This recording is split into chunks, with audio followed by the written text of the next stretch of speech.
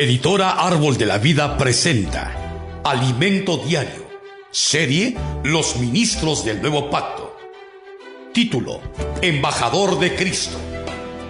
Título de la semana: Cuando soy débil, entonces soy fuerte.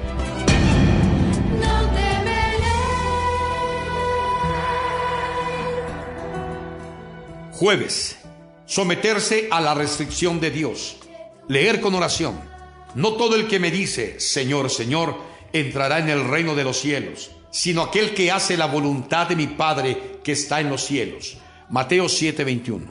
La medida que Pablo recibió de parte de Dios correspondía inicialmente a Galacia y a Asia, y después Macedonia y Acaya. Así como Pablo, nosotros también somos ministros del nuevo pacto. De igual manera, Dios demarcó a cada uno de nosotros el lugar en el que serviremos. Asimismo, como siervos de Dios, estamos bajo su restricción. Eso no solo se aplica al lugar de nuestro servicio, sino a todas las áreas de nuestra vida, como veremos a continuación. El ministro del nuevo pacto es precavido en su hablar. Como siervos de Dios, no somos aquellos que proporcionan su propia obra en desmedro del servicio de los demás hermanos. Tampoco hacemos comparaciones entre otros a fin de vanagloriarnos. Por el contrario, vamos a revestirnos de toda humildad. Tal vez usted mire a los hermanos que están delante de nosotros y diga, pero yo también tengo comunión con Dios, yo recibo su luz. No obstante, no sea aquel que habla su propia verdad. Sigamos y hablemos la palabra profética que Él nos habla en los días de hoy. De esa manera, nosotros y el Señor seremos uno y nos identificaremos totalmente. Asimismo, el ministro del nuevo pacto es sencillo y obediente. Con el paso de los años, por causa del abundante conocimiento bíblico que adquirimos, podemos volvernos demasiado complicados. Conocemos mucho de la palabra y sabemos cómo hacer las cosas. Así dejamos de ser sencillos y nuestra mente se llena de conflictos y cuestionamientos. Eso fue lo que ocurrió con Eva. Ella fue engañada por la serpiente y perdió la sencilla fidelidad a Cristo.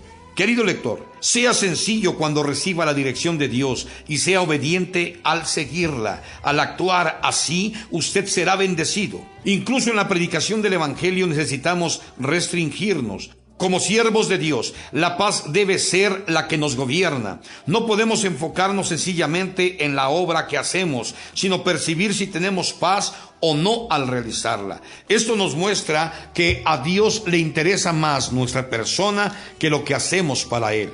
Por eso es que su deseo es producir ministros del nuevo pacto, y eso se refiere a la transformación de nuestra persona. Es por eso que el Señor invierte mucho tiempo en nuestro crecimiento espiritual. El apóstol Pablo se sometía a la dirección de Dios. Cierta vez se abrió una puerta en Asia para predicar la palabra juntamente con sus compañeros de viaje. No obstante, el Espíritu Santo se los impidió. Hechos 16, del 6 al 7. Eso fue una restricción. A muchos obreros cristianos les cuesta comprender este asunto. Piensan que el simple hecho de que la puerta se les abra indica que deben hacer la obra. Amados, no es así. Ante todo, necesitamos obedecer a la restricción del Espíritu Santo. Veamos el ejemplo de nuestro Señor Jesús. Él no hablaba sus propias palabras, sino solo lo que el Padre quería que Él hablase. Ese es el tipo de unión con el Padre que necesitamos buscar y experimentar. Prosigamos con la lectura. Y cuando llegaron a Misia, intentaron ir a Bitinia, pero el Espíritu no se los permitió. Y pasando junto a Misia, descendieron a Troas. Hechos 16, del 7 al 8. Aquí nuevamente vemos la obediencia del apóstol. Y se le mostró a Pablo una visión de noche. Un varón macedonio estaba en pie, rogándole y diciendo, pasa a Macedonia y ayúdanos. Cuando vio la visión, enseguida procuramos partir para Macedonia, dando por cierto que Dios nos llamaba para que le anunciásemos el Evangelio. Versículos 9 al 10. Los versículos no dicen que tan pronto tuvieron la visión, se levantaron y partieron. Antes bien, ellos concluyeron que Dios los había llamado para anunciar el Evangelio en Europa, pero mediante mucha comunión y oración, solo así partieron hacia ese lugar. Eso es estar bajo la restricción de Dios. No es simplemente recibir una visión, levantarse e ir a hacer la obra. Es necesario tener comunión y oración. Una vez más se abrió una puerta. Cuando llegué a Troas para predicar el evangelio de Cristo, aunque se me abrió puerta en el Señor. Segunda de Corintios 2:12. Pero Pablo prosiguió diciendo: no tuve reposo en mi espíritu por no haber hallado a mi hermano Tito. Así, despidiéndome de ellos, partí para Macedonia. Versículo 13. El apóstol no tuvo paz en su espíritu porque no encontró a Tito. Pese a que la puerta se le abrió, él no hizo la obra. Para Pablo, saber cómo estaba su colaborador, el bienestar de su hermano, era más importante que hacer la obra. Él renunció a la puerta abierta del evangelio para buscar a su hermano. Ese hecho nos revela la unión orgánica, la asociación, la comunión y el compañerismo que había entre los colaboradores. Continuando con la lectura, mas a Dios gracias, el cual nos lleva siempre en triunfo en Cristo Jesús, y por medio de nosotros manifiesta en todo lugar el olor de su conocimiento. Segunda de Corintios 2:14.